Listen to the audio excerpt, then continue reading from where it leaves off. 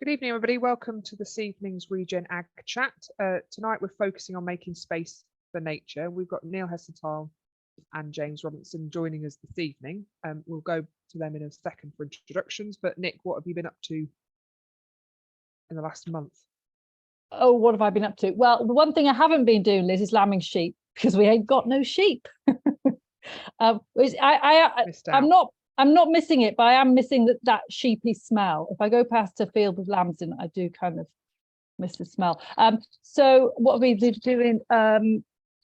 We've been to the seaside, but mainly we've been getting cows out, getting them on rotation, just about to start calving, and I've been working hard to get our glamping.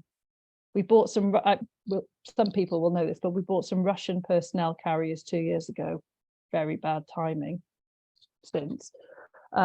So I'm trying to rebrand them and get them out. So we called them very Russian names. Everything was about the fact that they were Russian, got Rasputin, Rusky and Husky. So now got to think of names. So if anyone can think of any quirky names for personnel carriers that you go glamping in, let me know. We're struggling. Can we just ignore the fact they're just Russian, but or just still after names? They need a rebrand. Okay, fair enough. Yeah, and they've got to be a bit quirky. So someone mentioned names of trees, and it's like, oh no, it's got to be a bit wilder than that. But Liz, tell us about worms. Our last speaker was Anna de la Vega, the worm. Yep. And you've got to come into your place. Yes, so we've got an event. Well, I'm hosting it at mine on the 17th of May, and I'll post in a second how if people are interested. So my place is bottom end of Lincolnshire, Stamford. So yeah, she's coming for a day technical workshop, and I've set up. Well, since that call, I've reset up my food waste bins so they're a bit more proper, and I've also started a manure windrow with worms. So there'll be things to look at. So have you bought worms? I have. Oh, times have changed. Well, I've decided after I have been lambing sheep, they're a lot easier. You can just buy them on Amazon when it all goes wrong. It's solvable. So yeah, I have been. So I don't miss the smell of sheep. Oh. Well, this will be a workshop for farmers, but also for just the general public if they want to get rid of their waste food. So yeah, I've made contact or with some of the event is happening at the village pub. So the village pub is interested in setting one up to deal with their food waste as well. So yeah, it's a range of could be local businesses and all sorts. So yeah, anybody's interested. But I'll put the link in the chat function. It was also on the ReGenAg chat reminder email that came as part of that. So if you scroll down, it's also there as well. And in the scheme of kind of you were on TV. Well, that's why I'm fully branded, James. No, I've just been on telly, but on like it sounds dodgy this, but on like global telly. So hopefully no one here will have seen it. That sounds even dodgier. So there's an organization called We Don't Have Time, and it's a global kind of climate awareness organization. And they I went on one program in the autumn, and I was on a call today with people just all joining in online. I think there was 10,000, and I was on it for like 5 minutes at the very most. But it's just interesting that there was people from all around the world, and they're so excited about the possibilities of ReGenAg in the kind of fight for a better climate. So it was good. It was good. I've met this the good thing about they are a bit butt clenchingly I get very nervous, but there was a few ladies on the call with me who were really good. So I'm hoping that I'm going to allure one here. So a soil lady and an agroforestry lady, but it's like you realize that it's like a global everyone's kind of thinking the same. So that's good. It's good possibilities. But as we'll talk tonight with Neil and James, there's still with farmers, we've got to take the masses with us. But tonight we've got these two gorgeous creatures. Neil from Malham Cove and James from down the road at Kendal to me. And I met these two probably through nature friendly farming, but I probably knew James before then. And they, to me, they'll get embarrassed now, but they are kind of legends in this world. And they do great stuff. So yeah, it's going to be good, Liz. So shall we start with Neil? Are you happy to introduce him, Nick? I am. So Neil Heseltine, who I've realised I've spelt your name wrong a lot. Neil, do you want to just introduce yourself? Because you'll do a much better job than me. Yeah, I can do. And then I'll just go into a brief introduction of where we're at on the farm, what we've done, etc. over the last few years. So thanks very much to you all for inviting me to come along today, and good evening to everybody that's watching in. As Nick says and Liz says, my name's Neil Heseltine. I live and farm in Malham, which is on the southern edge of the Yorkshire Dales National Park. Very much a family farm. My dad moved here with his parents in about 1950, but it had been in my mother's side of the family prior to that. So been in the family for a little while. I didn't come back here to start farming full time until 2001, but prior to that, I'd been educated very conventionally in agriculture. I went to Sealhain Agricultural College, and education is probably stretching it a little bit, but then through the 90s, I worked on farms round and about, and as I say, as a result of foot and mouth mainly, that was when I came back to farm full time at Malham. Just in terms of sort of farming for nature, and I won't drag this out too long, but we always talk about sort of two defining times for us.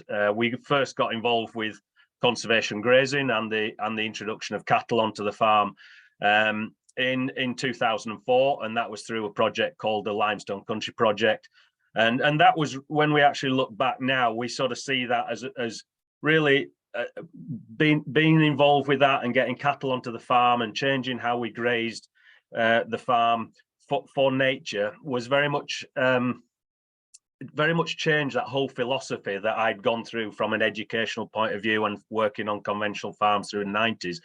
We look back at it now and say that was a pivotal time that made the difference. We then went through the sort of 2000s, and the other sort of defining time for us was 2012. We'd had the cattle on the farm for about 8 years at that stage.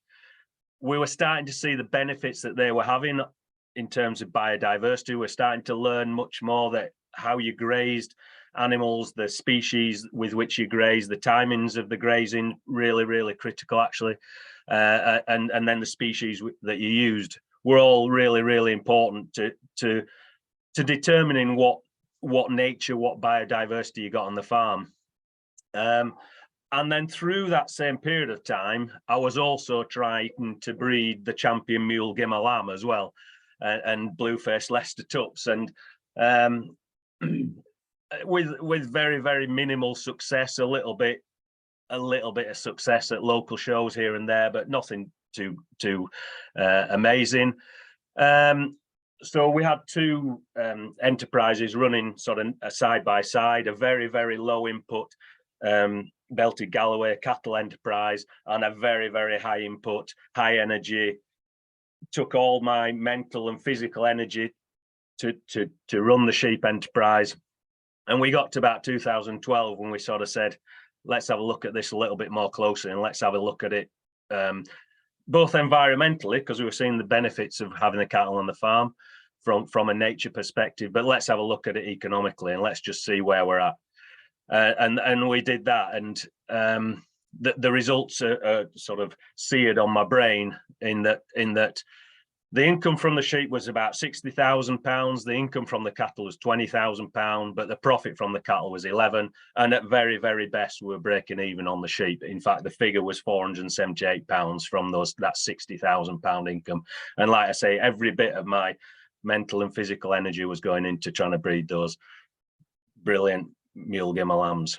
So it was at that time that that we thought, right, we'll have a change of direction. Let's learn a few lessons from what we're doing here. The nature on the farm was becoming more and more important to us. Seeing that was fulfilling us. It was giving us a reason to be, a reason to farm, and we were just, as I say, changing our whole psyche on the farm completely. So it was learning lessons from the cattle enterprise. Let's try and farm the sheep in the same way. So it was really about reducing sheep numbers as much as we possibly could.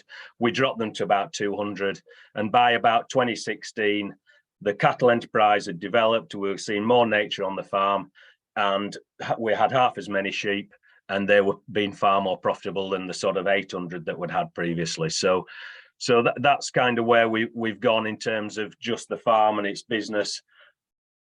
Just to try and sum that up, really, what I would say at this stage is the main learning process that we've gone through is that the more we've put nature at the forefront of the business making decisions, the better off we've been financially. We've moved the business into a much, much better place. We're working much less on the farm. So all that energy that I was putting into the sheep enterprise is far less.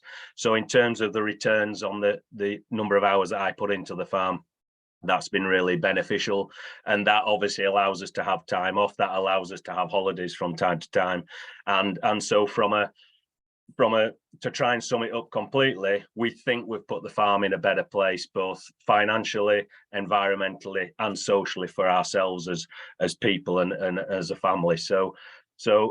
But that has been about putting nature at the forefront of what we do. Thanks, Nick. Thanks, Neil. I've got one more photo there. So there you've got, can you just talk through that photo and maybe talk a little bit about how your mindset has shifted within the last few years? If not many farmers would think, oh, I'm going to take a picture of some thistles.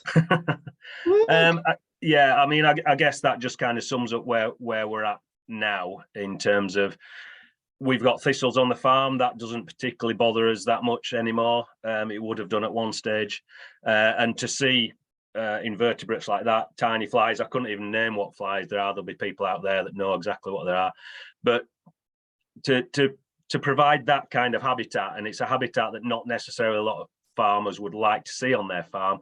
We're really pleased to start seeing that on the farm now. We're providing habitat for thistles. Everybody can do that, but then the fact that we're allowing them to flower is allowing those little bugs there, those little inverts, just to live their life as well. So you're effectively providing habitat, and that's just become a really, really important part of what we do. And if I just go back, say that picture there with the you correct. Tell us about those flowers. Yeah, I was extremely impressed with your flower knowledge earlier on when we were going through this, Nick. But the reason why this is so important to is it's on a field called Great Close Mire, which was one of the fields we went into with the Limestone Country project, and the actual emblem of the Limestone Country project was a flower called the bird's eye primrose, and that's exactly what this flower is in the foreground. So the field has been really important to us because it was part of that initial Limestone Country project, but to actually see the development of the bird's eye primrose on that field as a result of how we were grazing it was one of the sort of penny drop moments as we went through the process, to sort of say you can make a difference by how you graze and how you farm your land to the benefit of nature. So it's just a really important picture for us. These things were always there, they were just always nibbled by sheep. Is that right? Yeah, and that's actually a really important point. That's exactly what happened on here. In normal times, there'd be sheep on here nibbling away, and the first thing they would eat would almost be those bird's eye primrose. And I think one of the biggest things we've learned is that all these flowers are usually still there in the seed bed. They just don't get the opportunity. So what we're doing is just saying we've got to give these species, the botanical species, initially the opportunity to thrive and to flower and to set seed again, and the management of the land allows that to happen. Okay, and if I just go back, that was just a really good picture. I mean, I've seen this kind of thing with James. Yeah. But Yeah. we've lost on our farm. I don't know how about you, Liz, but we haven't really got anything like this. It's all gone. Yeah, this has been quite an important process as well. This is in one of the species rich hay meadows, and this when we set out on this was probably delivered through the Countryside Stewardship Scheme, to be fair, or HLS as it was at the time. And this meadow had been ploughed post-war. There was a lot of perennial ryegrass in it. It was probably species rich back in the day. And we got involved with bringing seed in, so bringing green hay in, and literally on probably a 4 or 5 acre field. This is called Butcher Meadow, one of our sort of low upland meadows. And all we did was scarify 12 areas in this 4 to 5 acres. Imported green hay from another local farmer, brought in and just literally spread it on those 12 little scarified areas, which were literally 2 meters by 1 meter. And just by managing it in the right way, i.e. taking the sheep out at the right time and cutting it at the right time, it allows species like this to develop. And now this kind of sort of flora and fauna covers the whole field, and it's all started off in those 12 small areas. So in the picture there, you've obviously got buttercups, the yellow stuff. The stuff in the foreground is yellow rattle, really important parasitic plant for development of species rich meadows.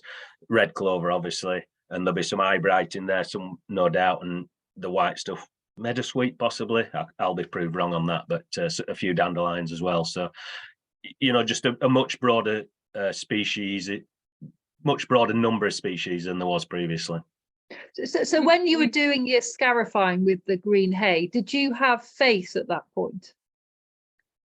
I was entering the unknown, I guess. I was going along with people who I knew a lot more than I did, and I certainly didn't know that this is what we would end up with just from those 12 little areas. And so I was probably a little bit skeptical. No, it's pig nut, James is saying. Thanks, James. So yeah, it's fair to say that I was skeptical at the outset. But this was just the kind of transformation you see in front of you is just what can be possible and what is capable if it's just managed in the right way. And Neil, in terms of how, we're impatient, but how many years did you see a difference within a year, or how quick was that change? No, it's interesting because like with this is, I think we did this in about 2008, and probably by about, in fact, within 5 years, this was changing fairly rapidly by that stage. But interestingly, on the botanicals, you can get quite quick wins, and if you just, for example, take the grazing off in spring, even in the first year, you will see things returning there. You will see things flowering in there that I've literally never seen ever before on the farm. And just an example of that is we just did that in one field. It's been a pasture all its life. We managed it a little bit more as a meadow in more recent times, and that first year we got a ton of harebells and a ton of yarrow in that field, and so just within that sort of first season of not grazing in the way that we always had grazed, we're starting to see botanical species returning. So you can get really quick wins with some of the botanical stuff. Thank you. Just going through the last, I'm just thinking, is there anything on these other pictures? I can't get it to move. Oh, come on. So, and we have got bits like that we rent in that has been long-term, low-input, organically managed meadows for the last probably 15 years. But we're obviously different lower down river meadow type stuff, and we also have some limestone. We have an SSSI, like a really thin strip of some really interesting plant, but very close to 2 massive arable fields. It's just a strip between the two, which can't be ploughed, and that's why it's still there. Yeah, I mean the limestone and chalk grasslands and habitats are really important, because as you can see here, this is a lot of limestone on here, which is good for us in terms of outwintering cattle, but it's also a really unique landscape, both in how it looks but also in the species that live amongst it. And so there's almost more of an onus on us to sort of protect, if that's the right word, protect this kind of landscape and protect the species that are living on it, because it is so rare, particularly in the British Isles. Can you just tell us a bit now, because we're looking at these cows, can you just tell us a few numbers and facts about your cows? Okay. I mean, just to say, first of all, the whole of the farm, there's about 1,200 acres altogether, and that's a mixture of my mum and dad own some, or my mum as it is now. I own some in my own right, but I have about 6 other tenants as well, some of which are NGOs, some of which are private landlords. And so, yeah, you obviously have sort of that's different relationships with each one. But it's all very much upland limestone mainly. Almost every derogatory designation you can throw at a piece of land applies to the land that we have. So it's all SFA, it's less favoured area. Yeah, just all those different designations. In terms of cattle numbers, we're now up to, we started off with 20 belted Galloway heifers and a bull that first year in 2004, and now we average about 200 cattle on the herd at on the farm at any one time. And we're calving about 65, but we keep all of the young stock for about 3 years because they're fattening very slowly, and we don't bull the heifers until into their 3rd year. So we always have quite a lot of young stock and followers on the farm. And as I said in the chat, extremely envious of you, Nick, that you're down to 0 sheep. We'll be lambing about 100 sheep this year. They're just about starting to lamb now. So that's one of the things we've done, which is to make the sheep farming much more natural, and so they're now lambing now when there is grass around. We're not using any concentrates whatsoever for the sheep enterprise, and so we lamb at this time of year, and the grass just sort of satisfies all their nutritional requirements. But so about 100 at the moment, and how many there'll be in the near future, I'm not too sure, but that's just part of the decision making process as we go forward. There's just a couple of questions. So Phil's asking, can you just talk us through a bit of the great green hay strewing about in a bit more detail? So how what time of year did you put it on? Yeah, did you get them to eat it? Yeah. So what happens there is, so in that meadow, we would take a hay cut off it. And obviously, so it'd be sort of July, August time, really.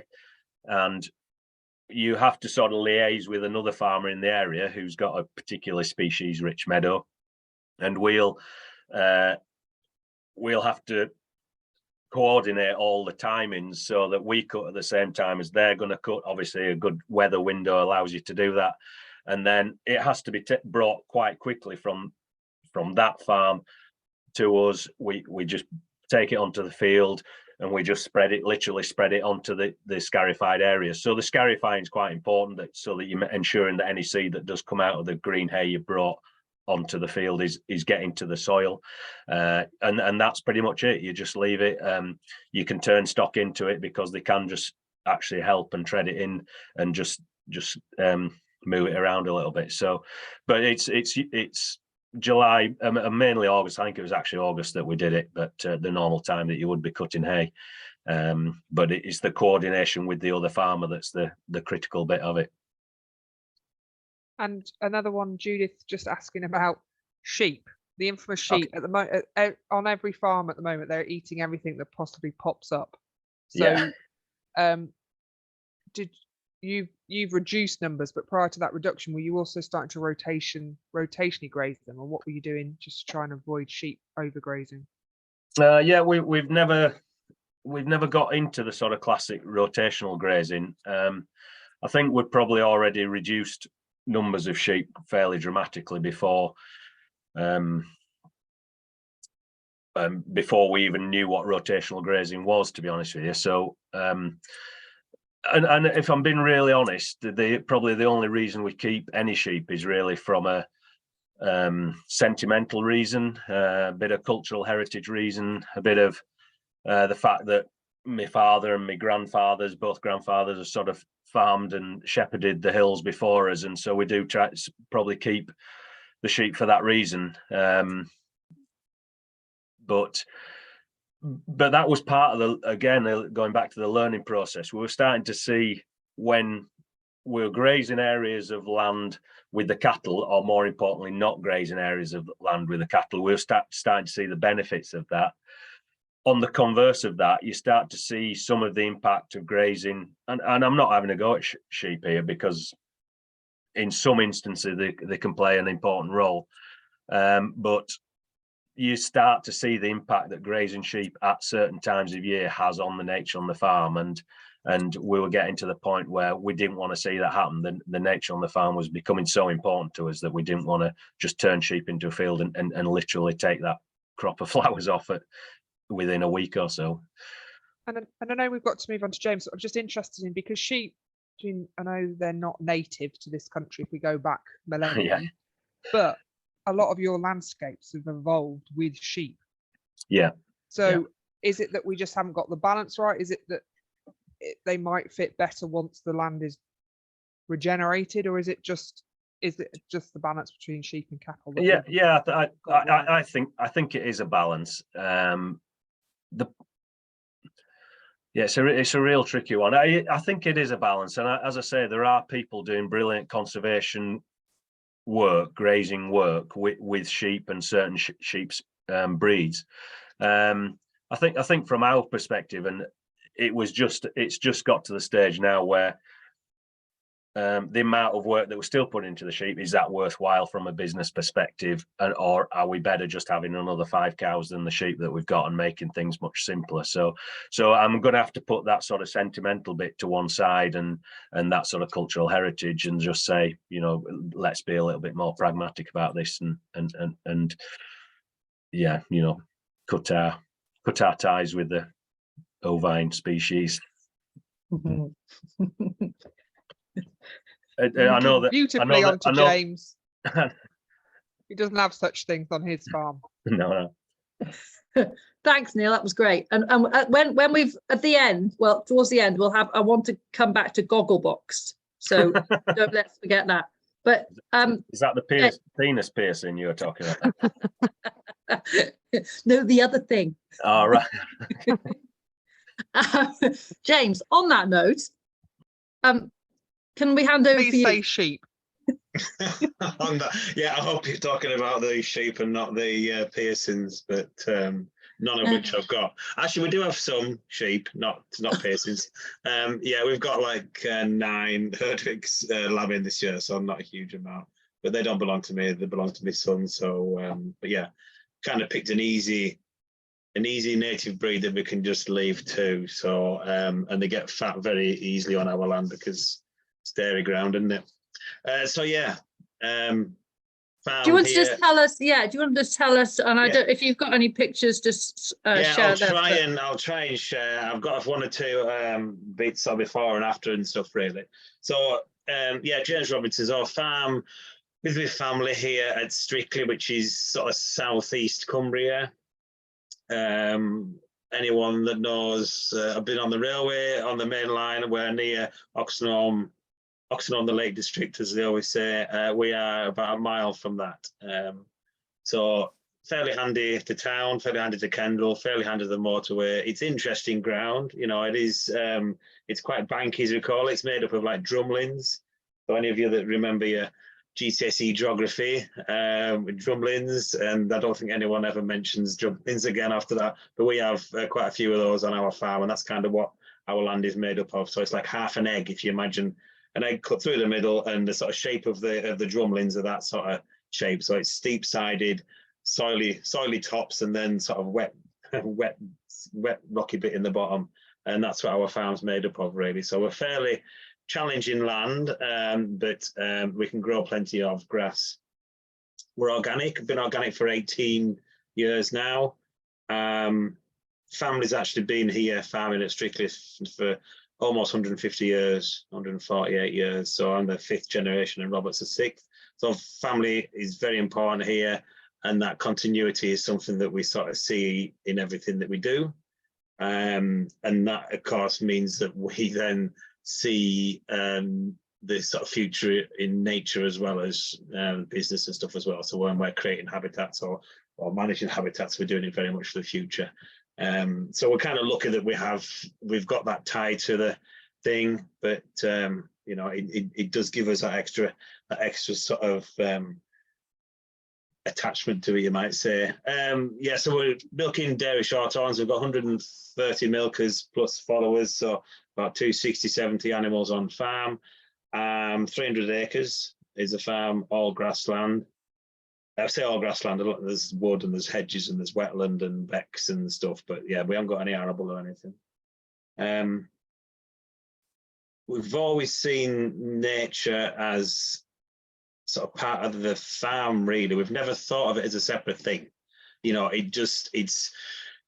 we manage the hedges and have managed the hedges for a long time, for generations, really, in the sort of traditional way of hedge laying every 20 years. We don't flail any inside hedges, so just the roadside ones get flailed. And we do them as late as we can, so they're flailed in sort of February time, something like that. I'll just have a quick look while I'm talking, see if I've got any pictures of hedges. I don't think I have, maybe no. But anyway, but we've done various things as well on the farm. So the hedges are very much an important part of what we do on the farm, but that's part of the annual management. But then we've sort of created some habitats as well in and around the fields. So we've got like some wetlands, we've got ponds, we've fenced off some becks, we've we're kind of lucky really to come across some species rich hay meadow. We didn't actually have any at Strictly up until 5 years ago because we had got lost, you know, as every farm had done. It had been improved with fertilizers and ploughing post-war. So we kind of lost our traditional hay meadows that we would have had here, with mainly silage making, I suppose. But we next door came up for sale, 60 acre there. 11 acre of which was a species rich hay meadow in 2 fields. So we when we bought them, we actually got them registered as a species rich meadow, species rich grassland, because they weren't. So anyone else that bought it could have ploughed that land. There was no protection over it. So as soon as we got it designated as that, so I gave it some protection. We were then managing another 3 acres next door to those 2 fields in a way that they will now, or they are becoming species rich as well. And we're kind of doing that. It's a little bit like the green hay thing that Neil's done, but so when we're working our hay fields, so when we're mowing them, when we're scaling them, when we're rowing up, we just do the 2 established hay fields first, and then, you know, and then so you tend to scale grass 3 or 4 times probably before it's dry, don't you? So when we're doing that, we'll just do the 2 established fields first, and then do the other one, and all the hay seeds and all that sort of stuff that's stuck to your machines drops into the field. So rather than actually physically putting any seeds on, we've kind of done it by default, and it's worked tremendously well actually. And like Neil said, just keeping the grazing off these fields means that stuff gets a chance to grow. So this year was the 4th year that we haven't grazed it, I think, early on in the spring, and we've had orchids coming up in there. Well, where's it this year? Last summer, yeah. So we've had orchids come up in there that we've never seen any before in there. So just giving stuff a chance to grow before a big mouth, be it a sheep or a cow, comes and eats it is, you know, just give it a bit of chance sometimes, and you're amazed at what does come. Yellow rattle is probably the most important thing, because once you get yellow rattle in, like Neil says, it's a parasitic plant, so it basically saps the energy of all the really dominant grass species and stuff that might be in there, and allows other smaller herbs and stuff that are quite important, quite diverse, gives them a chance to grow and stuff. So and that's an annual, and it grows anywhere. It was, you know, we park our mower after we've mown it up in the field up by the buildings on very, you know, quite intensive sort of managed grassland stuff, and wherever the mower's parked, so there's just yellow rattle comes up. So yeah, it's a very easy grown grass, but you got to be careful that it doesn't get too it can almost get too dominant. So you just got to time your cuttings sometimes as well. So rather than cutting in mid-July every year, if you're getting too much yellow rattle in, you can always pull it forward a couple of weeks so that the yellow rattle hasn't become quite so dominant. Sorry, I got onto a hay thing. I was going to put some before and afters on, wasn't I? Right, I'll go share screen, see if I can do this. I'm terribly organised, you see. That picture, James, of your you as a little boy is good, isn't it? Yeah, I haven't got that one. Sorry, I couldn't find it. I know, and plus it's just yeah. Right, hang on. Yeah, I know. I really should have done that, but I couldn't find it. Right, go on, share screen, and that one. There we go. So that is so that's one of our hair meadows I took last year. So that, I mean, that just shows how what sort of dominance you get from one species. But that's oxeye daisy. But you can see in the bottom there'll be loads of different types of grasses and stuff. Yellow have actually gone over by the time the oxeye daisies are coming out, anyways. But in this field, so there's another hair meadow there next door. You can see over there. So there's I think just over 100 species of vascular plants in these two. When we bought it, there'll be a few more now. We haven't had it counted, but we've got a real. But it was a bit patchy when we bought it. So now we're managing it specifically for the species-rich grassland. It has meant that we've ended up with, well, we've got 13 acres now of this real species-rich hair meadow. So and we're managing that particularly for that as well. So we're very lucky to have that. And in terms of the hay you're cutting off it, so are you selling it all almost as green hay to someone else, or you're feeding? No, we haven't ever offered it. So we just basically, I mean, our calves absolutely love it. I mean, our vet hates us feeding it because she wants us to feed a lot of chopped straw to the calves and doesn't. But they just love this hay. They do really well off it. They just all the they get ad lib hay basically from birth. And then right through then till, well, some of them get put onto more of a silage mix, but depending on numbers and stuff through into some of them, and some of the big heifers will be in-calf heifers and stuff will be on it as well. And another thing as well, so underneath hay racks and what have you, under the troughs and stuff, you get all that sort of small stuff, the small hay seeds and what have you. We gather that up, bag it up. Sounds quite sad, but we can bag it up, and then wherever we've got bits of bare ground that need some seeds, whether that's on the hay meadows or it's anywhere else around the farm, where you've had ring feeders, that sort of thing, maybe, we just sprinkle that on, and then you get loads of stuff growing. Plantain seems to be the one that dominates on that, but then you get loads of plantain on, and it's free seed. So it's a great way to sort of, it's expensive seed, is sort of species rich seed, so you can soon make a bag full of that. Right, I'm just going to see if I can find some more pictures. Sorry. So yeah, if I close that down. Right, so we fenced off some becks. Right, so that is a beck that was straightened out probably in the 1960s. I think it used to go way down here. The photo hasn't changed. You might have to reshare your screen. Oh, and it. Hang on. So if I stop share. Can you see it now, the beck? Yep. Right. Yeah, so the beck used to go around the corner around there a bit. So this was probably done in the 1960s, something like that. Straightened out and then grazed, as you can see, grazed on both sides. We put an electric fence down just so we can manage it a little bit easier, but the cows basically used to come into the beck for water. So this is taken about September time. You can see a bit of the white water crowfoot growing in the bottom, but there's not much really growing in there and stuff. Still very clean water, but you can see all the sort of the banking sides getting dragged in and stuff. Every time the cows go down, they sort of push a bit in with their feet. There's probably bits of muck here because cows always crap in the water, don't they, when they're going for a drink. So I mean, I was doing something with Nick the other day, and yeah, this is sort of seen as the norm. We didn't really see that this was anything wrong with this. This was the water source for the cows, so that was the kind of what we had to do. This is a mile from any mains water, so we didn't have any other choice but to use the water for the cow grazing. So if I go on to the next one this is probably the best way to do it. But also, and I suppose the challenge is it's been from a disease perspective, hasn't it, or disease risk for cattle to try and prevent them from grazing or drinking out of rivers rather than from a biodiversity. Yeah, that's it. And I mean, it's there's just so many wins, and I'm gonna have to I thought I might have been able to just flick from one to the other, but it's not going to let me, I don't think. I'll have to go to screen share, sorry. and that's what it is now. So it was taken, the first one, if you remember, was taken in September. This is taken exactly 12 months to the day after. Wow. So we've put a fence up both sides. We've given it a bit more on this side here, just because there's a bit more diversity and stuff around on here, and we needed sort of access through here.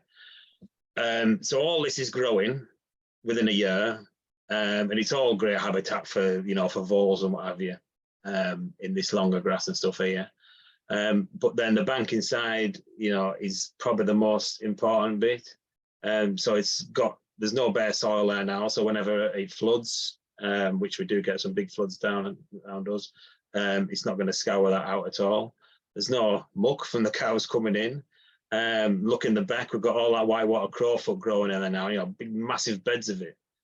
And it makes it look like there's a lot more water than there was in the previous one. The beck levels could be slightly higher, but what it is, it's holding it back a little bit. So it's just created a bit more water depth in there. And that in turn then is a good habitat for, you know, for invertebrates, crayfish, for small fish, which are then in, you know, food for dipper, kingfisher, otters, or heron, little egrets. Liz, we talked about them before. So we've got, you know, so that any amount of stuff is can then feed on the small stuff that's in there. And then you can't really see, but somewhere on there, there's one there. So that's an alder growing there. So there's already within 12 months some natural regeneration of a tree species coming in here as well. Alder is a particular species that does really well down our backs. This is an alder in the middle here. This whitewater crowfoot is doing so well in here. Yes, it's because of the clean water, but then also it's when cows come in and they're coming down this banking and they're standing in there. Whitewater crowfoot is quite easily broken off. It's got very sort of shallow roots really to it. It just attaches to stones and bits of gravel and stuff. So whenever a cow comes in, it dislodges it and it won't get a chance to grow. But with no cattle coming in there, it's got a chance to establish and grow, and this has grown within 12 months. So that again, that's oxygenating the water. In about May time, so in about a month's time from now, it'll be white in here, so the little flowers come up, and it's just incredible to see. So to see that change from the previous one to this one within 12 months, that kind of makes you think, I want to fence some becks off. James, can I just ask a question, James? Crack on. I mean, the transformation is amazing and it's brilliant to see. In terms of that's actually in the river, what will that be sort of habitat for? What kind of things will live in there? So, I mean, our main sort of, in terms of fish, we've got brown trout. So we did we haven't got any salmon on our beck. We never ever have had salmon. There's a paper mill about 5 miles downstream, and they put a leap in there. A fish pass up with the leap about 30 years ago. We've never ever had salmon come up. But that might be something to do with numbers declining rather than anything to do with our beck. Yeah. So we've got a real good fish count in here. So we do work with local wildlife groups and stuff. So we do work with the South Cumbria Rivers Trust, do fish counts and things. We took one in here, and I think, is it 20 yards or 30 yards you got to do, and there was 55 trout in, and it was basically from like there to there. And of course you tend to miss probably more than you're getting, so that's with the electro fishing stuff. So really, really healthy that way. Healthy number of invertebrates, feed the fish. We've got the native white claw crayfish in here as well, so it's one of the few river systems without any American signal crayfish in. So it's really important that we do look after the water quality as well as an industry up and down all these catchments. And then we've got dipper. I'm on a bridge taking this picture. There's a dipper nest underneath the bridge. We've got kingfisher. We've got otter, and otters were extinct when I was a kid, and now they're in every county in England, and that is because of the quality of the water, and the quality of the water has got better because farmers have stopped using some of the dangerous pesticides and what have you, through legislation, but also through protecting the water. So it just shows what we can do as an industry, really. And the question I'm guessing you get asked if you showed this picture in a farming community would, how much are you being paid for that? zip out. Nothing, absolutely nothing at the moment for this, but we might hopefully get this under stewardship. So this bit, but even then you're going to get very, very little. That there you're not going to get anything for, basically. That there you're probably going to get a bit as a strip, but we're just going to allow it to do its own thing. But this bit here is very wet in here. You've got some wind bushes there, and so we're not losing any ground, really. We're not losing any productive ground, and it's far better, I think, to sort of let this scrub up with the natural regeneration that's in there, and maybe provide a bit of shelter for the stock that's next door as well, and then shelter, of course, and habitat for wildlife. And it's a corridor, so all this wood down the bottom here, that's an ancient oak woodland down there. In behind me, where I'm stood, there's a good riparian strip of alders either side of the beck. So this bit I always thought was a bit of any creatures, any you know, like the kingfisher, dipper, otters, they were running the gauntlet through this bit. So I always thought it was you know, it was just a bit of an open ground. Now we've sort of allowed it to scrub up a bit with this longer grass and the natural regeneration that's in there. It gives them a bit of cover, and it links up those habitats of this ancient oak woodland and the better bit of strip of beck further up. I'm just going to go on to the next one. But James, just going back to Liz's question, that there's a huge value in that, in what you're doing there, isn't there? There is a, yes, there is, and we would do it anyways. You see, that's the thing. We would, you know, I'd love, you know, I spent my entire childhood pissing about in becks. You know, I just walking up and down the beck, tipping stones over, looking for crayfish, and my summer holidays were, yeah, in wet trainers in a beck bottom, pretty much. So I just love all that anyways, and I love seeing what there was. And I would have, you know, I would never have believed that there would have been otter and kingfish around that when I was a kid, because they weren't around then. So once you sort of, yeah, I'm a bit of a nature nut and I love seeing it, and I don't know a huge amount about the stuff. You know, I'm not a botanist, I'm not a zoologist. I just know the stuff that's, you know, I know a bit about the stuff that lives on our farm and like seeing it and like changing the way that it's there. Value for me, I think, is mental health for farmers. I think it's great to see what you can do, and it's a really, really positive thing.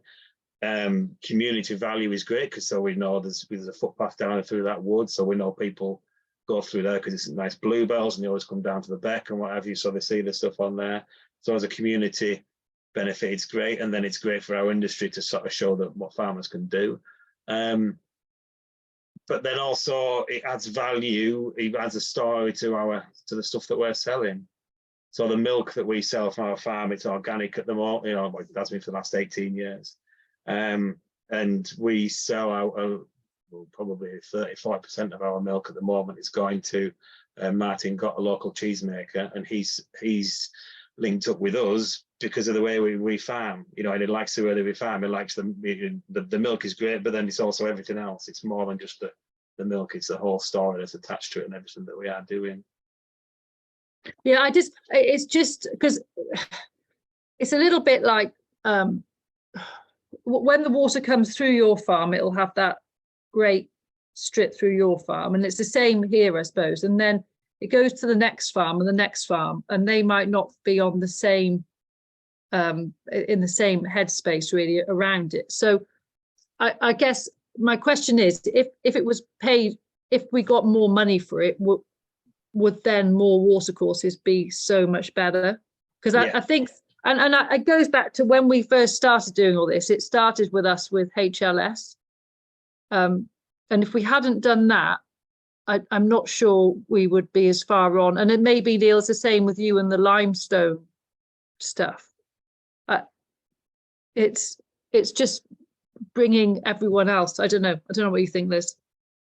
I suppose it's that's what the next stage, isn't it? The landscape recovery is looking at, isn't it? Which is connectedness between. That's what I would like. Yeah, see, our beck, I would love to see every farmer, or at least the majority of farmers, on our beck. And it's not a very long catchment, isn't it, our beck? You know, from top to bottom, I bet it's 15, 18 miles, something like that. So there's not a huge, you know, there'd be probably 100 farms or something like that, maybe on that, you know, that have any sort of bank, as it were, on the beck.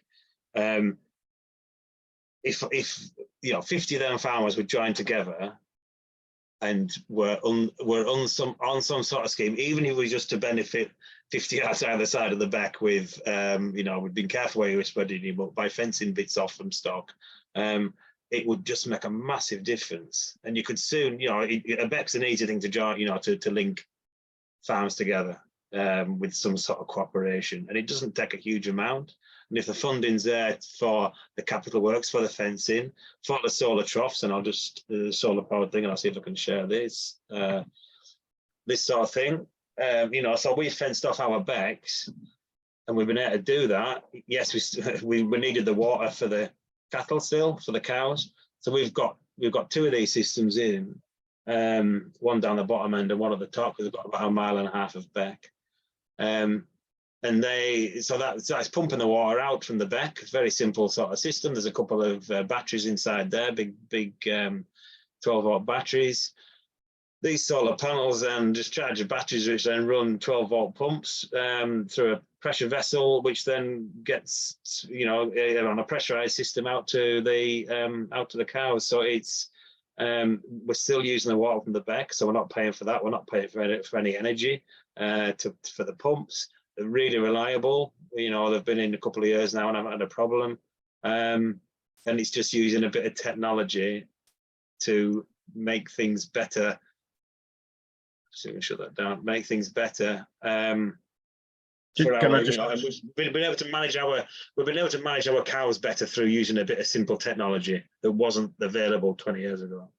But just to come in on your point, Nick, it's and Liz, to get some collaboration which work along the whole length of that beck shouldn't be that difficult, really, from a practical perspective. And I think if you went to the vast majority of farmers along that river and that catchment and said, this is what we're trying to do, this is what we're trying to achieve, and here's the money to you all to be able to achieve that, then that shouldn't be too difficult to make happen. And I think this is where I was sort of hoping where Elms and policy were going to take us, where not only is it sort of quite easy to define what it is you're trying to achieve, but then to provide some collaboration between those farmers to make that happen should be possible. And it's just a bit of a shame that we've arrived at a little bit of a place where we're not too sure what it is we're trying to achieve, either from a government or a farming perspective. So we are in a bit of a hinterland at the moment, a bit of no man's land, and that's just a bit of a shame from my perspective, because it can't be that difficult. Well, there's Bill White's put in the chat in terms of they're setting up a farmer cluster on the River Thames catchment to do a similar thing. So to try and this coordination idea of, but his point is that he thinks we need to reward people to get the real momentum going. I mean, and I think there's the positive feedback, isn't there? But also we've got many generations of being paid to do stuff, and that's a really difficult behaviour to break. We've been getting paid to do stuff here. Yes, we've had the BPS and the single farm payment, but then we've also been paid to look after our hedges too. And yes, that little section of beck isn't getting paid for at the moment, but the hay meadows are. That bit of fenced off beck got funded directly through Danny Teasdale from the Ullswater CIC with the Environment Agency. So there's funding specifically for fencing off. And if I just go back and just share that screen again for that one there. So that is just going to just have so much benefit for, so when it floods, tiny little bits of stuff will get caught in here. So that's going to slow the water down more than if it was a bare banking. Whether you're going to get erosion or not, it's just going to slow down the water flow. It's even this little bit here is filtering and it's only a pasture this side, so we're not going to be putting any slurry on or anything. But the runoff from the cow pee and the muck and stuff that there might have been if they're grazing there is going to get filtered even through that small amount of grass. It's then creating shade for water quality as well, for the invertebrates and stuff that are in there. And everything that's living in there then helps the water quality as well. So we're slowing the flow down a bit. We're filtering any nutrients out that might be running off. We're creating shade, we're creating habitat, and that's all and that's all just from sticking a fence up and a reasonably priced solar trough, which then has meant that our management of the cows has been so much easier. You know, we're not now wasting energy on the cows with them walking backwards and forwards to walk to the beck. We're taking the water to the cows, so it's just a win-win. And as you've identified, you mean there's funding streams, isn't there? So it's not like we're not necessarily expecting everybody to. Sorry to start this again. There's funding available for solar pumps. There's funding available for fences. Do you mean? And it is there now. It's through countryside stewardship. There's capital items. There's catchment sensitive farming. You can engage with all sorts. But the question is, it's still about having that vision, isn't it? Do you mean you love that beck and you wanted to do different things to it? But I suppose I'm interested in how it's that, and both of you have multi-generational ties to your land. It's legacy, isn't it? It's the next generation. So you're in a very, not unique, but do you mean you're in a very interesting place? But how do we get other people going, I suppose? I think for me, it's seeing the before and after type of thing, and it's seeing the difference that we can make. Not everything has to have a monetary value attached to it. It's great if it does, and that might be the thing that people, that might be the hook that people have to use to get them in, as it were, or to get people in. But I think we've got to see beyond, monetary value for that piece of land. So yeah, you might be an income foregone or whatever it might be on that little stretch of rough land, which is going to be nothing. It's going to be 20 quid, 30 quid a year. So that isn't going to be enough for people to bother. So you've got to give them more than that. And it's got to be, you've got to see the community benefit, the wider benefit to everybody, and then just the benefit to you and your mental health and all your family that can see that. And just by doing that simple little thing, you can see what a difference you can make. And as farmers, we are really, really privileged that we are able to do that. Landowners, whether we are owners or tenants, it's not as easy sometimes, but just by, if you can get the landlord out and show them what you want to do, give them a vision as well, it's going to be far better for their ground as well. So I think just have a bit of a plan and go and see stuff and then come home and see what you can do on your own and see the wider benefit, I think. I think for me, James, and you've said it, is just fencing off a little bit of river like that has provided and produced, if that's the right expression, a huge amount of public goods. It's cleaned water, it's provided more habitats, there's more biodiversity, and so from my perspective, I completely get that it's not necessarily all about a monetary value. But if government and policy is trying to get farmers to do more of this, because not everybody's engaged in it in the same way that you are, then there's got to be some reflection in, and it's not about taking that out of production. It's about saying what you're doing there is providing public goods, and there's no reason why you shouldn't be rewarded for that. There's no reason why you shouldn't get paid for providing those public goods, because somebody is saving somewhere further down the line or somewhere down the river, because it's cleaner water, cleaner air, cleaner and greater amounts of habitat. So you should get paid for that. And if government could go to every farmer on that beck and say, well, you're going to get X amount for providing those public goods, then I think there would be engagement from farmers. Unfortunately, that just isn't there at the moment.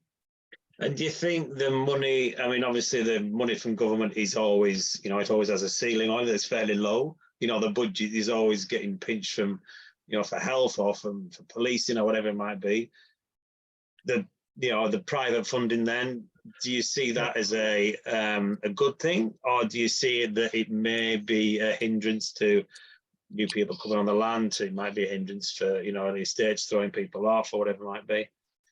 I haven't seen any evidence of that hindrance as yet. In fact, from our perspective and our own personal perspective, I think when we look to the future, I'm almost thinking private finance is almost looking more attractive and almost looking a little bit more guaranteed isn't the right word, but I'd be quite excited and quite interested in working with a company, for example, who say, yeah, okay, we'll pay you for delivering a certain amount of public goods from this, whether that's biodiversity or habitat or whatever.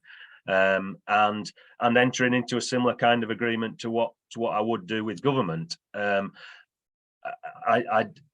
not quite sure what's going to happen in the future in terms of government, and there could there'll definitely be a change of government in the next few years, and I'm not necessarily convinced with what I'm hearing from Labour on this particular subject. But so, it's a little bit of sort of taking my own destiny or our own destiny in our own hands and saying, let's make a business for ourselves and let's get into a contract with somebody who really, really gets it, really knows what they're wanting to achieve from this, and they get something out of it as well. And the money they pay you is they get some value for money for that. So I think we're looking at that really seriously at the moment. And just over the last week or so, we've seen evidence that there's a real appetite amongst some of the some business and some of the big money organizations out there, the financial organizations, where they're saying there's almost a bit of a shift afoot, and I really hope I'm right in saying that, where they're getting into nature. It's not just about climate, it's about nature, and it's about a combination of the two. We've got to do something about this. We've got to do something fairly quickly about the two of those, and business, I think, are hungry to get involved, and I hope they are, because that's what will make a seismic shift, in a necessary seismic shift.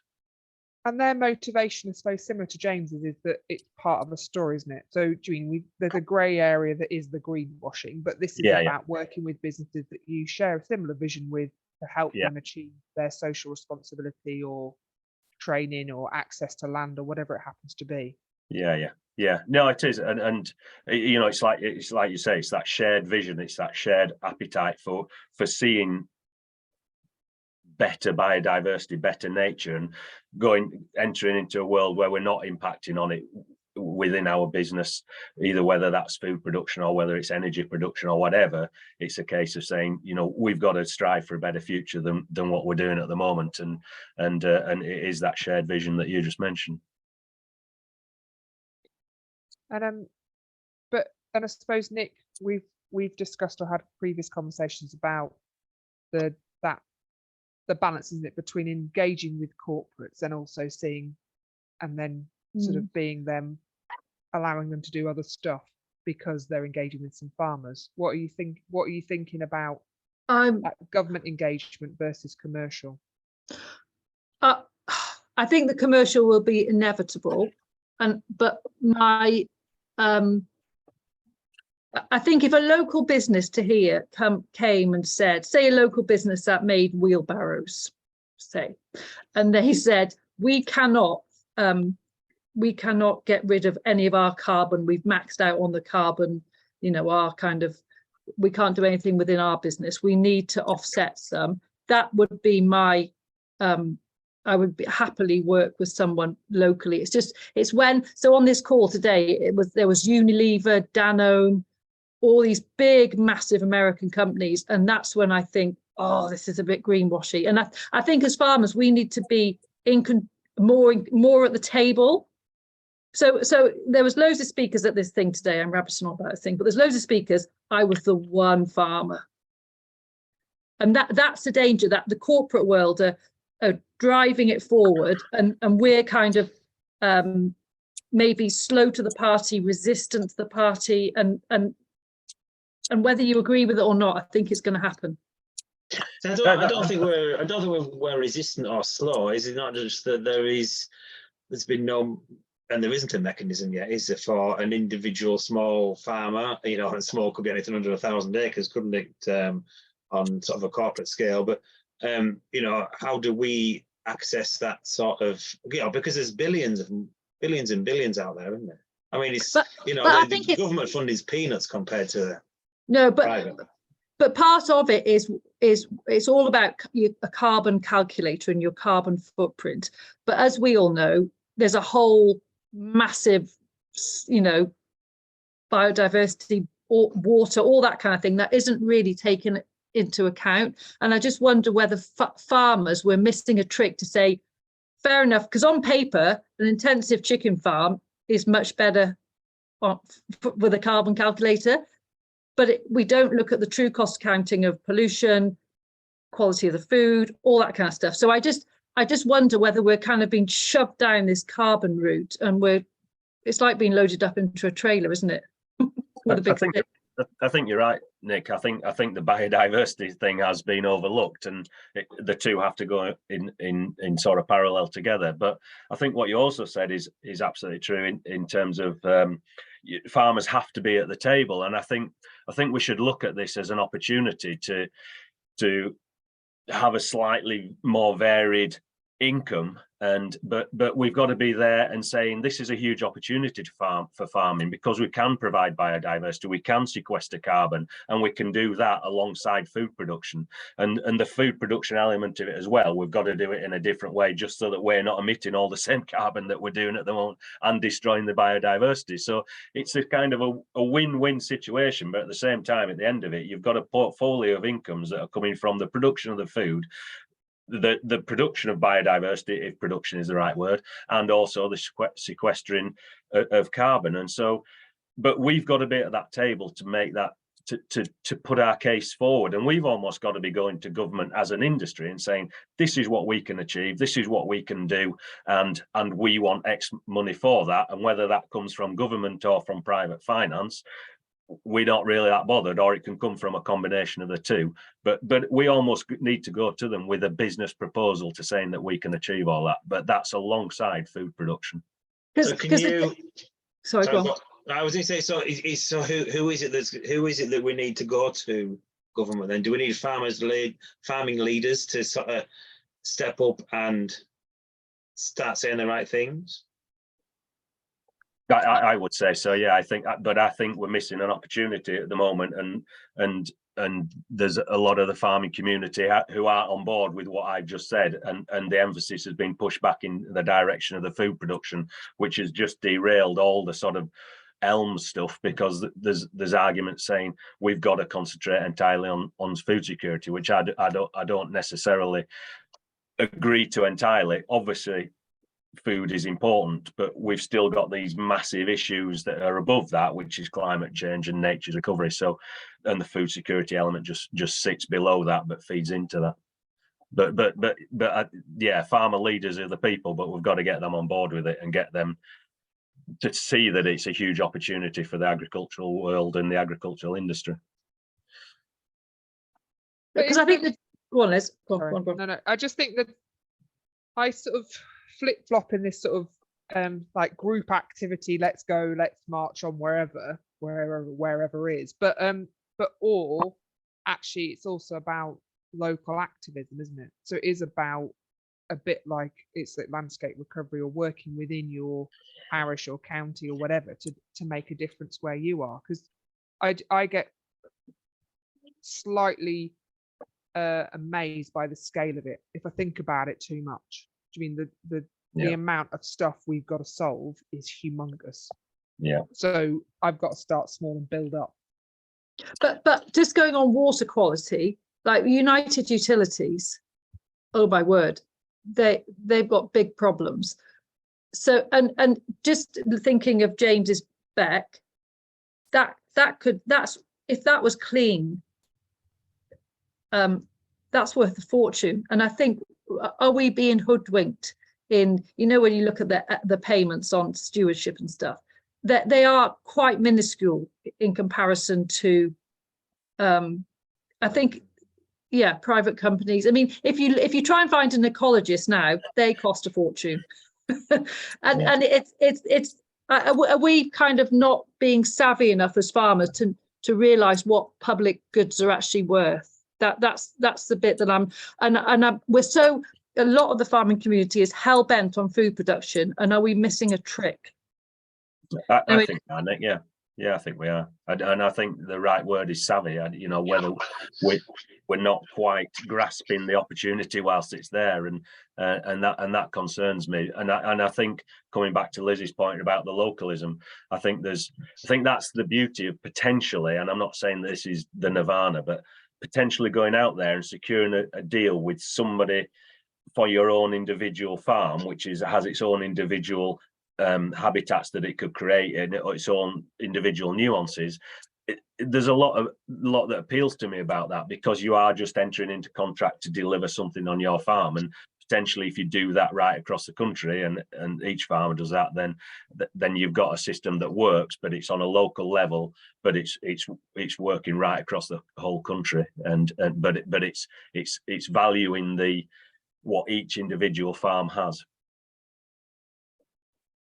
Yeah, and I think some of that is that it's the level of knowledge, aren't we, that we're expecting farmers to have in terms of being able to deal with this. It's a very, I don't mean to be patronised at all, but in terms of, we're generally faced with a day-to-day job that's quite busy, and we're being asked to look at legislation and different environment schemes and different funding pots and understand how to engage with corporate.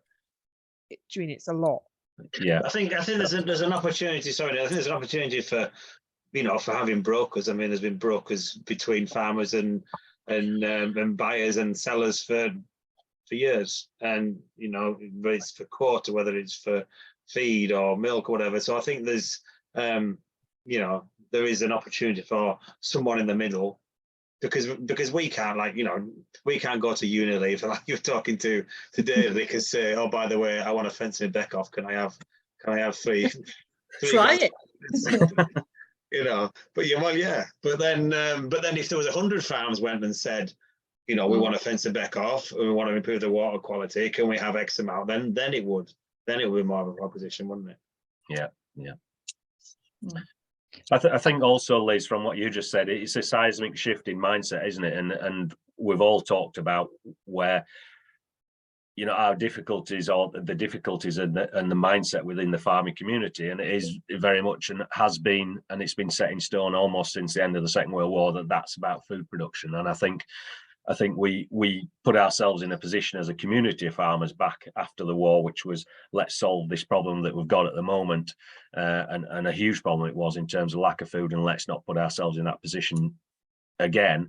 But I think the challenges that we're facing now are very different ones, and they are the challenges of climate change and nature's decline. And I think we can almost be, where we're the food heroes at the time, we can be the heroes again, but it's on climate change and it's on nature's recovery, where food production runs alongside that. So but it does require that mind shift and shift in mindset, and that's a lot easier said than done.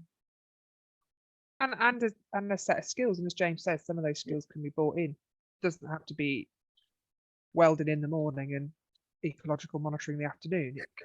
It can be, but but part of that is an attitude towards collaboration, isn't it? Again, which isn't not everybody's ready for that yet. Yeah, but I think we have to, as an industry as well, as individuals, maybe stop seeing anyone that comes on the farm as like an inspector or someone that's checking up on us, or is going to grass us up or whatever.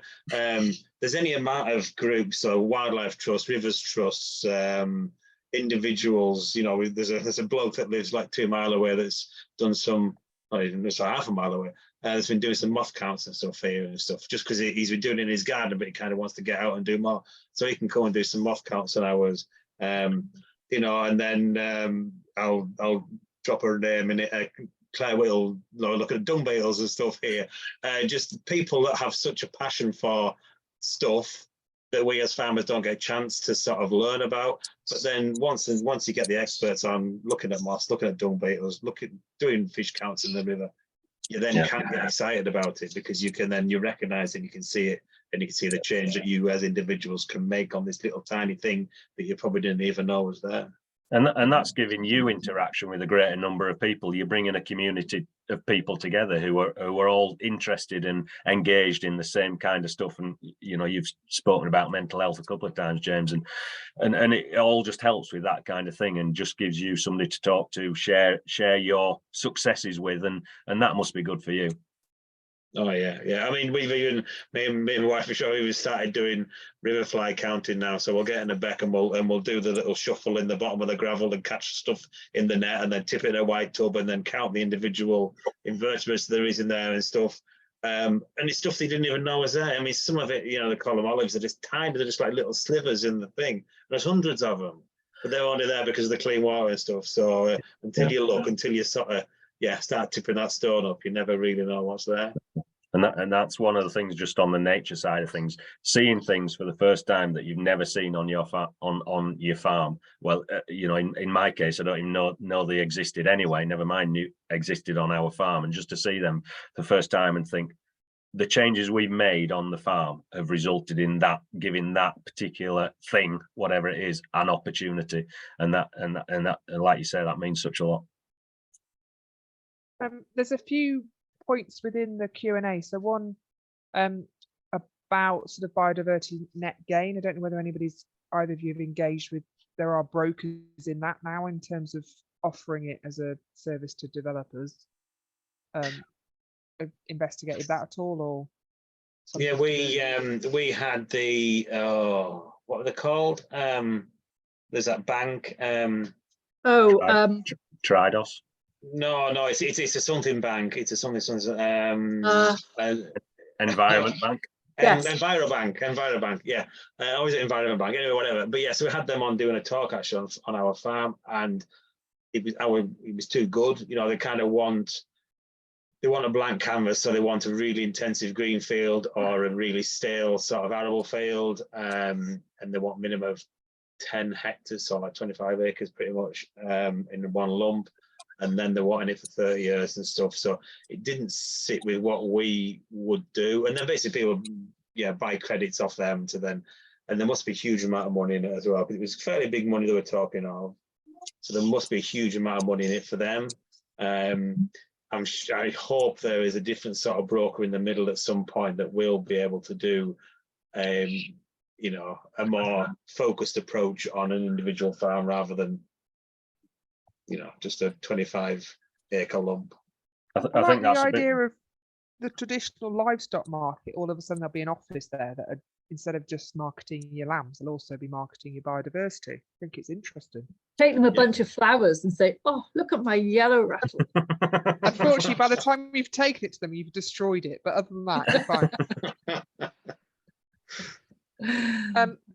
And a question also is, I think would fulfill it, self-fulfilling, but is there a lack of knowledge, understanding with farmers in regards to biodiversity? Is a question. Yes, I would have said there is. Some, you know, but very mixed. I think it's just like any society. Some people are interested in it, some people aren't. But I think we, you know, and you kind of need to be interested in it in some way, I think, to sort of to start wanting to change it. So I think just spending a bit of time trying to, you know, if there's a little bird that keeps, every time you drive your tractor down that lane, there's a little bird that keeps popping out, or just try and see what it is, you know, and see why it's there and nesting in that hedge and not somewhere else or something, and just get interested in the stuff that is around you to start with, you know, the stuff that you can change really. But having said that, Jen, I think you're right, and but I think for me, I don't think I was interested at all in nature. I wasn't interested in that. I was just interested in farming. I was interested in breeding mule gimmer lambs, and that's all I thought about, and that's all I did. And like I say, it's when you go back to that Limestone Country project. So it was actually getting involved with that that sort of made us, and the penny dropping and saying actually how we manage our land actually makes a difference to what nature we get on the land. And it was that started the journey, if that's the word you want to use, to where we're at now. And prior to that, I didn't have any interest in it. You know, we did some stuff that I don't even want to say we did, like draining and what have you, on the farm, which we thoroughly regret now. And that was just because that was where my mind was then, and it's changed as a result of being involved with that project at the time. So as a take home, we could send a quick email to our local wildlife trust.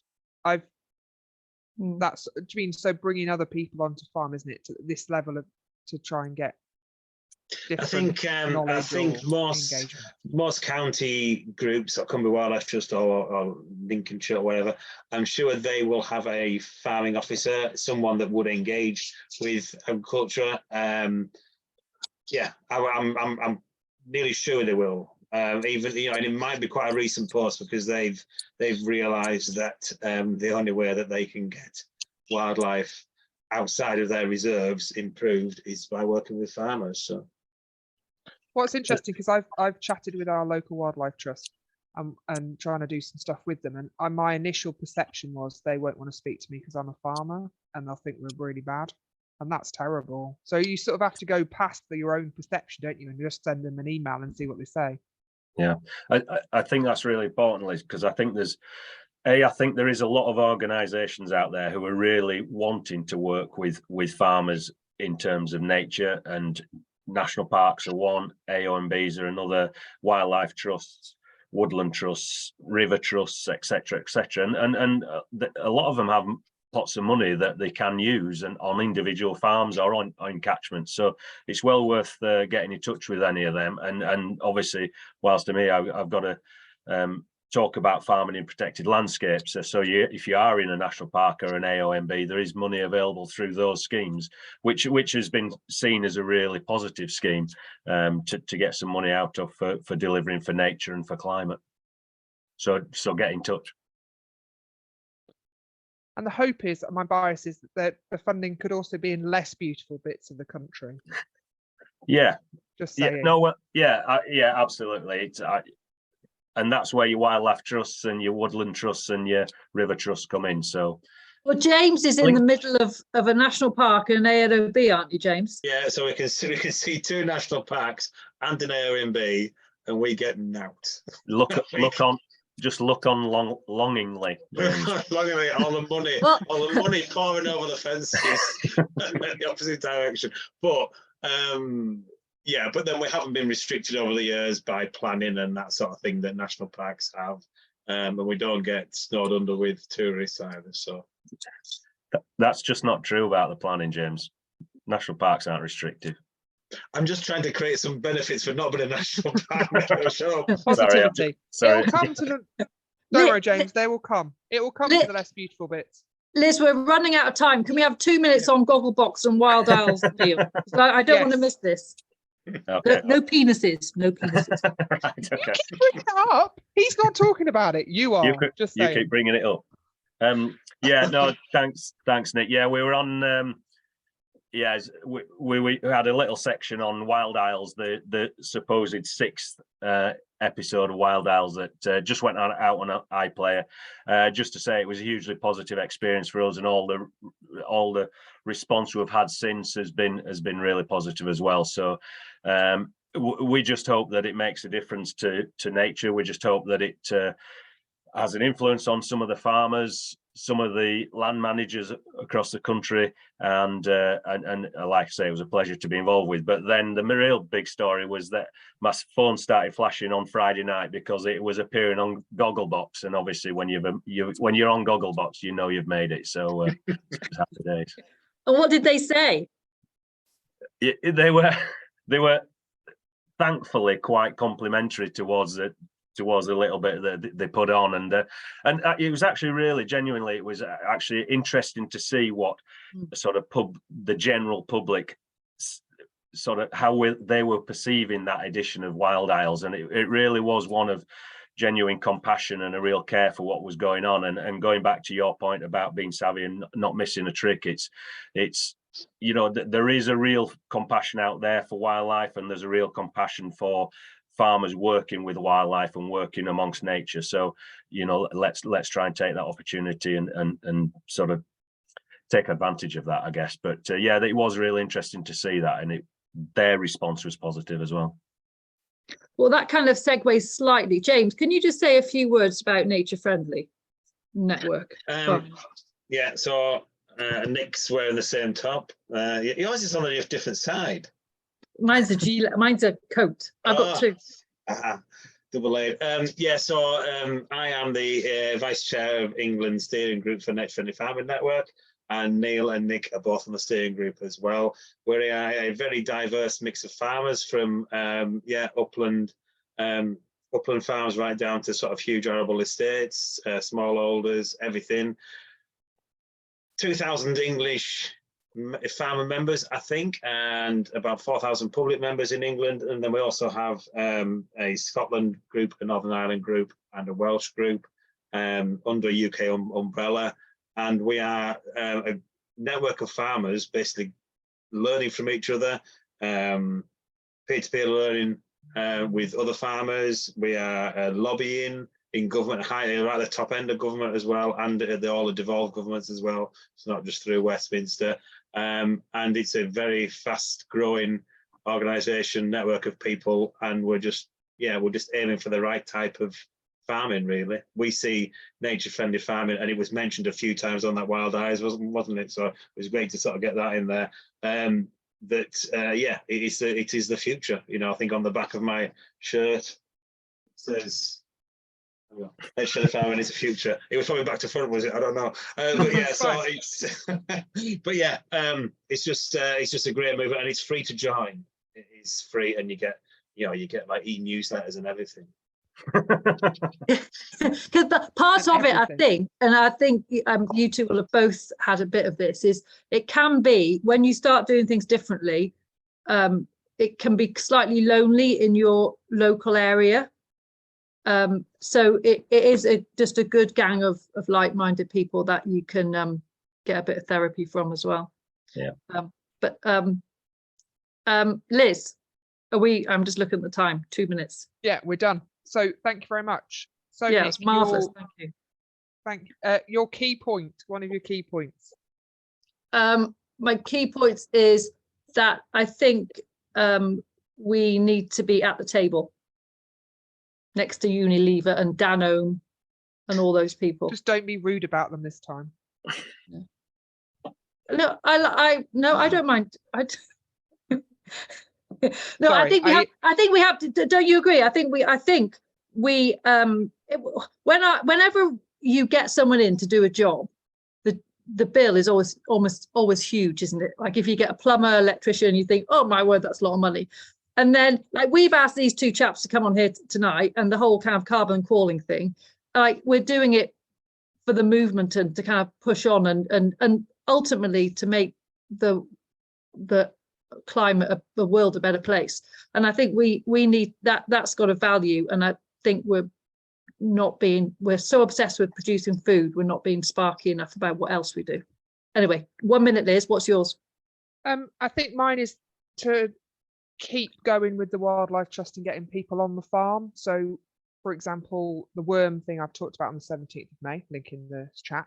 Also, I'm doing a foraging event with a local herbalist on the 29th of April. So we're doing a farm walk, and she's coming along and seeing what plants are here, how to use them, getting people that would come to a foraging event onto a farm. So there's loads of opportunities to talk about different things. We've got a wild service tree, apparently that's very exciting.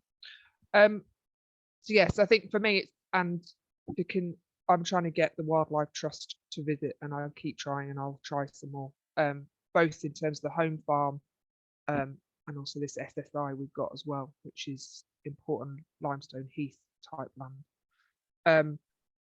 The other thing just to say is carbon calling is still in planning phase, isn't it? So it's we're getting there in terms of speakers and program and stuff. So the ambition is for the website and tickets to go live middle of May.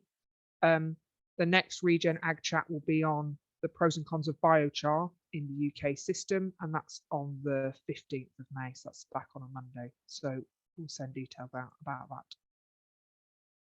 But thank you both very much. Lots of positive comments in the chat, and yeah, no, it's been really good. I think our aim was to get into the nitty gritty. I think we've done that. Yeah, so thank you. Brilliant, thank you. Anybody who wants to look at it again, hopefully we'll be on YouTube tomorrow if I pull my finger out. Thanks everybody. Bye for now. So thanks a lot. Thanks Thank you. Take care. Bye bye.